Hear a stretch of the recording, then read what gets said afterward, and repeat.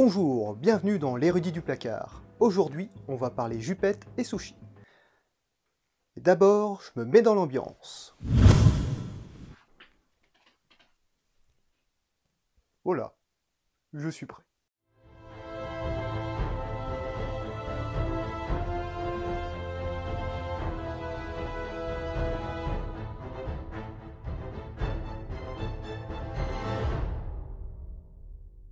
Depuis quelques années, il y a de plus en plus de mangas sur l'histoire européenne. À croire que les mangaka s'adaptent au marché européen ou qu'ils commencent à manquer d'inspiration. Ad Astra, Scipion l'Africain et Hannibal Barca fait partie de ces mangas puisqu'ils relatent la deuxième guerre punique de 218 à 201 avant notre ère. Vous savez, Cornelius Scipion, Hannibal Barca, les éléphants, les Pyrénées, etc., etc. Ce manga est le premier de Miyashi Kagano. Du coup, je ne sais pas du tout quoi dire pendant que la photo s'affiche. Passons au résumé de ce premier tome. En mars 241 avant notre ère, Rome a vaincu la cité de Carthage pour le contrôle de la Sicile. Outre la perte territoriale, Carthage se voit infliger un traité de paix infamant ainsi qu'un lourd tribut, ce qui la réduit à l'impuissance. Ruinée, Carthage ne peut payer ses mercenaires qui se rebellent. La ville d'Afrique du Nord est au plus mal. Une aubaine pour Rome qui va hausser le tribut, réclamer la Corse et la Sardaigne. Face à tant de vexations, les Carthaginois n'ont qu'une seule solution, mettre leurs couilles au placard. Et accepter les exigences du gros monsieur pas beau. Eh, regardez, il est pas beau, hein, j'ai raison.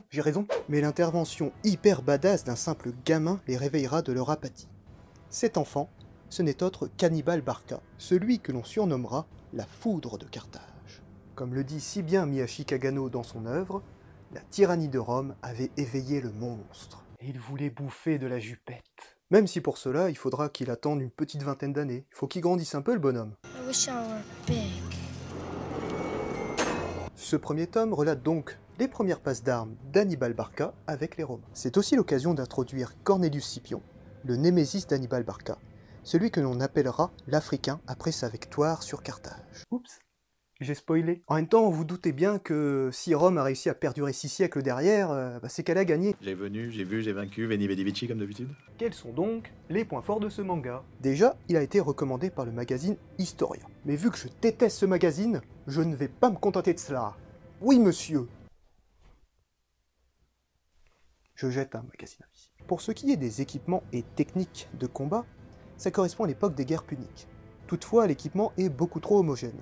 Les soldats romains fournissaient eux-mêmes leurs armes. Du coup, les légionnaires avaient un aspect bien plus hétéroclite. Les types de casques ou d'armure pouvaient varier selon les coups et la bourse de chacun. Bon, par contre, ils confondent lance et javelot, et ça, c'est inadmissible. Mais Rudy, reviens! Non! Mais allez, c'est pas grave! Bon, je reviens, mais par contre, je suis pas content. Tout le monde s'en branle, moi le premier. Les villes et la vie antique que met en scène Miyashi Kagano sont tout à fait vraisemblables, bien que les rues de Rome sont bien trop propres. Les autres peuples mis en scène dans ce manga sont aussi assez caricaturaux.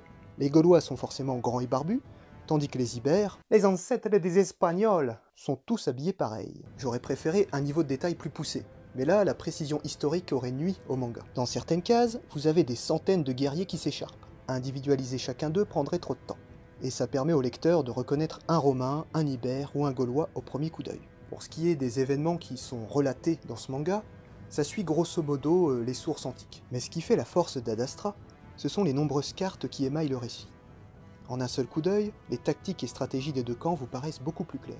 Mais surtout, ce que j'apprécie avec Ad Astra, c'est ce côté un peu shonen de ce manga. Stop. Parce que t'as un peu dit shonen, sauf que là, c'est écrit seinen. Ta gueule. Non mais c'est écrit Ta seinen, gueule mais... Ta gueule! Bon.